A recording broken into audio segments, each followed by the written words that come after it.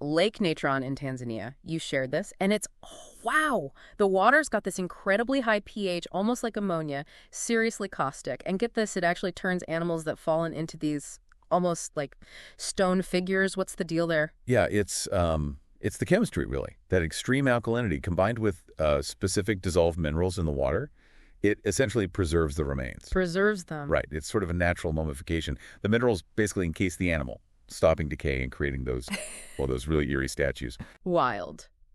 Okay, next up, Turkmenistan and the door to hell. This sounds like something out of a story, but it's real.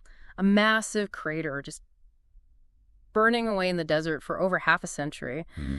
Apparently, back in '71, some Soviet scientists were drilling for natural gas. Things went wrong, and they just set it on fire. They thought it would burn out quickly.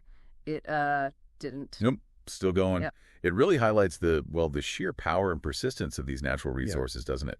That's a lot of natural gas that's been continuously burning for all this time. Yeah, incredible. Okay, so from fire to weird silence. The silent zone in Mexico. You mentioned radios and compasses. Just stop working properly there. Two main ideas seem to pop up. Magnetic anomalies, like unusual blips in Earth's magnetic field messing with instruments, or something else. Maybe something from beyond. It's a classic case, isn't it? Trying to explain the unexplained. Are we looking at unusual but ultimately natural phenomena? Or is there something more, well, unconventional happening? The mystery itself is a big part of the appeal, I think. Definitely keeps you guessing. Now, brace yourself. The Mariana Trench. We're talking miles and miles deep, over 36,000 feet down. Just immense pressure. Totally. And the creatures down there, they look like they're from another planet. That anglerfish you mentioned, with its own glowing lure. Yeah. Straight out of a nightmare, or maybe sci-fi.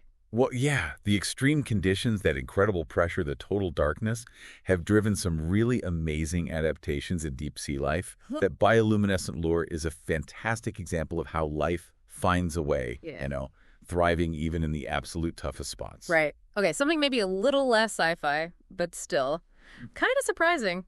Quicksand. Movies always make it seem like this instant death trap. Oh, right? yeah, very dramatic. But it is a real thing. You find it in swamps, near riverbanks, even some deserts, and yeah, it actually can trap you if you're not careful. Pretty much. Essentially, it's just loose soil or sand that's saturated with water. When you disturb it, like stepping on it, it loses its stability and kind of acts like a thick fluid. So yeah, it makes it hard to move and easy to sink. It's a good reminder to watch your step in certain places. Good point. Okay, back to the really bizarre. Lake Maracaibo in Venezuela, they call it the eternal lightning storm. Yeah, the Catatumbo lightning. Right. Lightning flashes almost 260 nights a year, sometimes, get this, up to 28 times per minute. Why? Why is it so constant right there?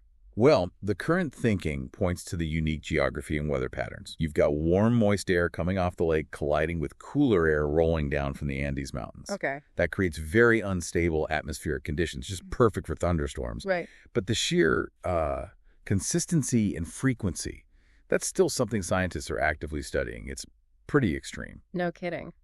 All right, and finally, this one's really weird. The Devil's Kettle in Minnesota.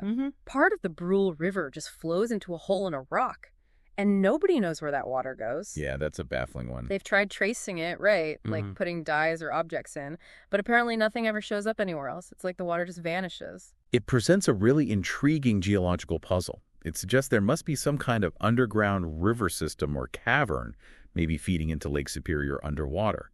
But the exact route and the endpoint, they remain a mystery.